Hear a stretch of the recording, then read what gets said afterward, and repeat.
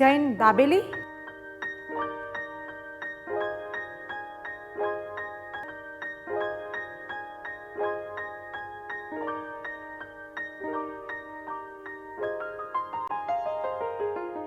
જય Jinendra. Welcome to Sanjeev Kapoor ખજાના. હું છું અમીષા. આજે હું તમારી માટે જૈન રેસીપીનો ખજાનો લઈને આવી છું. આપણે બનાવીએ છીએ આજે જૈન દાબેલી, કેમ કે બધી જગ્યાએ નોર્મલી રેગ્યુલર દાબેલી તો ઘણી જગ્યાએ મળે છે, પણ જૈન દાબેલી ક્યાંય પણ નથી મળતી. તો આજે હું તમને એક્ઝેક્ટ એવી બાર જેવી દાબેલી શીખવાડીશ કે તાકે તમે બહારે જવાનું જ ભૂલી જશો. ચાલો તો આપણે દાબેલીની રેસીપી નોટ કરીએ. બાફેલા કાચા કેળાનું પૂરણ, દાબેલીનો મસાલો, હળદર, મરચું, મીઠું, સાકર, ઇમલી ચટણી, દાડમ, સૂકા કોપરાનું ખમણ, મસાલાવાળા સિંગદાણા, સેવ, ગાર્નિશ માટે કોથમરી, તેલ, મિની પાવ, ઘી. ચલો તો આપણે આજે જૈન કચ્છી દાબેલી બનાવીએ. એની માટે આપણે પેન લેશું. પેનની અંદર તેલ લેશું. આપણું તેલ ગરમ થાય ત્યાં સુધી આપણે મસાલો રેડી કરી લઈશું. મસાલાની અંદર આપણે દાબેલીનો મસાલો, આજકાલ માર્કેટમાં પૂરો દાબેલીનો મસાલો પણ રેડી મળે છે, જેની અંદર આપણે કંઈ નાખવાની જરૂર નથી પડતી, પણ આપણે અહીંયા નોર્મલ મસાલો લીધો છે. એમાં થોડી હળદર, મરચું પાવડર, મીઠું, જેટલું સ્વાદમાં જોઈતું હોય એટલું જ. આ આપણો મસાલો રેડી થઈ ગયો છે. હવે આપણું આ તેલ ગરમ થઈ ગયું છે. એની અંદર આપણે આ મસાલો લઈ લઈશું.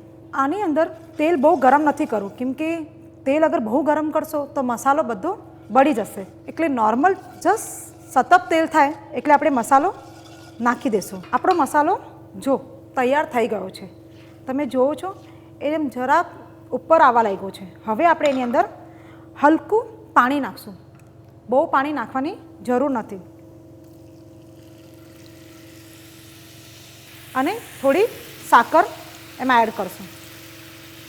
દાબેલી થોડી તીખી પણ હોય છે અને જરાક એમાં સ્વીટનેસ પણ હોય છે. આ આપણું મસાલાનું બેઝ રેડી થઈ ગયું છે. હવે આપણે એની અંદર આપણા બાફેલા કાચા કેળા નાખશું. કાચા કેળાનું પૂરણ નાખ્યા પછી આપણે એને ધીમે ધીમે મેશ કરીને હલાવશું. અગર તમને એવું લાગે કે આપણું પૂરણ થોડું કાઠું છે તો તમે એમાં હલકું પાણી યુઝ કરી શકો છો. અહીંયા આપણું આ બેઝ રેડી થઈ ગયો છે. નોર્મલી બારે તો એકદમ સજાવટવાળી દાબેલી હોય છે, પણ આપણે ઘરમાં આવી રૂકી સૂકી દાબેલી શું કામ બનાવે, તો આપણે પણ એવી રીતે જ સજાવટ કરશું. એની માટે આપણે એક ડીશમાં એને કાઢી લેશું. આ આપણું દાબેલીનો બેઝ એકદમ સરસ રેડી થઈ ગયું છે. હવે આપણે એને થોડું સરસ સજાવટ કરશું. એમાં આપણે કોપરું, કોથમરી, દાડમ, આ આપણી દાબેલીનું સ્ટફિંગ તૈયાર થઈ ગયું છે. હવે આપણે એને બ્રેડમાં સ્ટફ કરશું. દાબેલી બનાવવા માટે આપણે બ્રેડ લઈ રહ્યા છીએ. આ પાવ દાબેલીના માર્કેટમાં ઓલરેડી અલગ મળે છે. આપણે થોડા નાના લીધા છે. એનું કટિંગ હાફ કટિંગ જ કરવાનું છે, થોડું સાઈડમાંથી. હવે એની અંદર આપણે મીઠી ચટણી આવી રીતે લેશું. તમે જોઈ રહ્યા છો ત્યાં સુધી મીઠી ચટણી અંદર સુધી પ્રોપર ગઈ છે. મીઠી ચટણી આ રીતે આપણે 3-4 બ્રેડ રેડી કરી લઈએ. ઘણા જૈનો અમુક ચોમાસામાં ખજૂર નથી વાપરતા, એટલે આપણે અહીંયા આંબલીની ચટણી બનાવી છે.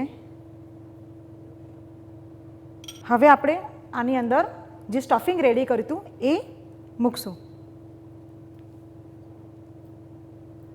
હવે એને મસાલાવાળા સિંગદાણાથી ગાર્નિશ કરશું. એની અંદર થોડી સેવ નાખીને આપણે રેડી કરશું. આ આપણી દાબેલી તૈયાર થઈ ગઈ છે. આને આપણે એમનેમ પણ ખાઈ શકો છો, પણ આને થોડી ફ્રાય કરીને ખાશો તો એની મજા ખૂબ અલગ જ હશે. એની માટે આપણે એક તવામાં થોડું ઘી લેશું. ના દાબેલીને હલકું શું ઉપરનું પડ કડક થાય ત્યાં સુધી થોડી ગરમ કરશું, તાકી ક્રિસ્પી દાબેલી ખાવાની ખૂબ જ મજા આવશે. હવે તમે જોઈ રહ્યા છો આપણી દાબેલી તૈયાર થઈ ગઈ છે. હવે આપણે એને ગરમ ગરમ સર્વ કરશું.